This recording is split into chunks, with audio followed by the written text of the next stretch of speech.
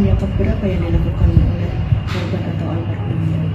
Aksi tawurannya masih kita dalami karena ini keterangan teman-temannya kan berbeda-beda.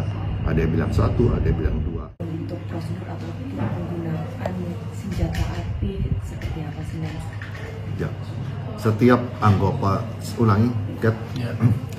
Setiap anggota Polri yang memiliki atau menggunakan senjata api atau organik senjata api kepolisian itu harus memahami prosedur atau SOP yang harus dilakukan. Karena setiap menggunakan senjata api itu ada prinsip yang harus dipahami oleh setiap anggota Polri, yaitu prinsip proporsionalitas dan pertanggungjawaban. Maksudnya apa? Penggunaan senjata api hanya dibenarkan jika proporsional terhadap ancaman yang dihadapi. Dan setelah upaya-upaya lain gagal dilakukan untuk menghentikan aksi kejahatan atau aksi lain yang berbahaya. Dan hal tersebut dapat dipertanggungjawabkan oleh anggota Polri tersebut. Nah, prinsip-prinsip itu yang harus ditekankan, yang harus dimiliki, yang harus dipahami oleh setiap anggota Polri yang memiliki senjata api. Tentunya penggunaan senjata api itu dapat dilakukan karena mengancam diri satu anggota Polri yang sedang melaksanakan tugas, mengancam jiwa orang lain, atau mengancam keselamatan secara umum. Dan ancaman-ancaman itu harus dapat dipahami skala ancamannya. Dan tembakan atau pengeluaran senjata api itu harus segera dilaporkan dan dapat dipertanggungjawabkan pada pimpinan. Demikian. Berarti bisa dikatakan aksi ataupun spontanitas yang dilakukan Aibda Robik ini terlalu berlebihan atau seperti apa nanti? Untuk sementara waktu dalam proses penyidikan oleh Bid Propam Polda Jawa Tengah terhadap anggota berinisial R, dia melakukan tindakan excessive action, artinya melakukan tindakan berlebihan, yang seharusnya beliau atau yang bersangkutan tersebut tidak perlu mengeluarkan tembakan yang mengarah kepada pelaku tawuran tersebut. Walaupun perkiraan beliau adalah ini adalah tawuran atau kreat atau begal. Nah, oleh karena itu si R atau anggota tersebut harus dapat mempertanggungjawabkan tindakannya dalam menembakkan atau mengeluarkan letusan senjata api itu kepada dinas. Berarti memang penembakannya langsung ditujukan kepada para kreat ini, tidak untuk hanya sebagai peringatan seperti itu? Untuk dugaan sementara hasil penyelidikan demikian. Jadi kita harus dapat membuktikan apa yang sudah dilakukan oleh anggota tersebut. Ada berapa tembakan yang dilakukan? Untuk saat ini masih dua tembakan. Yang satu mengenai almarhum Gama yang berakibat meninggal dunia. Kemudian yang kedua mengenai temannya A dan S yang salah satunya kena di lengan. Demikian.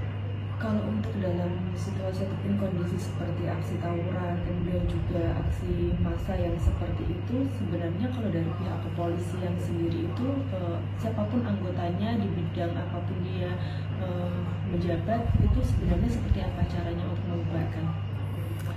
Dalam membubarkan aksi kejahatan ya atau kriminal, salah satunya seperti tawuran menggunakan senjata api atau tawuran menggunakan senjata tajam atau kegiatan kejahatan yang lain, setiap anggota Polri itu mempunyai prinsip yang harus dilakukan. Salah satunya ya yang bagi menggunakan senjata api yang sudah saya jelaskan tadi, dan bagi yang anggota yang ada di lapangan tentunya dia harus dapat memahami apa yang harus dilakukan.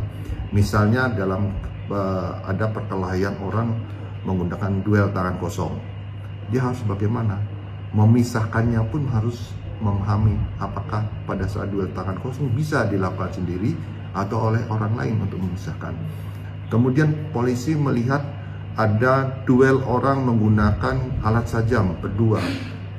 Tidak mungkin polisi memisahkan sendiri menggunakan tangan kosong. Dia butuh alat, dia butuh orang lain yang membantu untuk memisahkan atau menghentikan aksi kejahatan tersebut. atau mungkin ada kejahatan teroris dan sebagainya. Polisi mempunyai SOP bagaimana dia untuk melumpuhkan lawan yang menggunakan senjata api. Nah, oleh karena itu Polri di sini harus betul-betul profesional, mempunyai kompetensi tinggi dalam menggunakan peralatan asus kepolisian, khususnya senjata api atau alat-alat lainnya. Demikian. Kalau untuk proses ekshumasi dari korban sendiri rencananya akan dilakukan kapan dan melibatkan siapa? Untuk ekshumasi almarhum Gama di Sragen, rencana akan dilakukan hari ini, Jumat, sekitar jam 1, dilakukan oleh kedokteran forensik yang dilakukan oleh Bitdokes Polda Jawa Tengah dan akan dihadiri oleh penyidik dan pihak keluarga. Demikian. Ini berarti untuk melengkapi penyelidikan yang sedang berlangsung ya, Dan ya? Betul. Jadi proses ekshumasi itu adalah untuk memahami pemahaman bagi penyidik tentang penyebab kematian dan sebagai salah satu alat bukti pada sidang pengadilan nantinya. Ya. Terakhir, berarti bisa dikonfirmasi ulang lagi untuk kejadian sebenarnya ini memang korban ini merupakan anggota KREA ataupun gangster yang ingin atau melakukan tawuran seperti itu, bukan hanya melintas di jalan saja. Betul. Jadi memang almarhum ini memang pelaku dari aksi tawuran atau KREA, dan tentunya ini naas bagi almarhum. Kita turut berbelasungkawa, kita doakan semoga almarhum diterima di sisi Allah Subhanahu wa taala. Amin ya rabbal alamin. Kalau dari informasi ataupun dari barang bukti ponsel dan lain sebagainya, ini aksi tawuran yang keberapa yang dilakukan oleh korban atau almarhum? Aksi tawurannya masih kita dalami karena ini keterangan teman-temannya kan berbeda-beda. Ada yang bilang 1, ada yang bilang 2. Tentunya ini kita fokus saja pada saat kejadian di lokasi saja dengan bukti HP yang sudah kita sita, karena di bukti HP itu ada isi percakapan mereka semua sebelum tawuran dan saat tawuran. Demikian.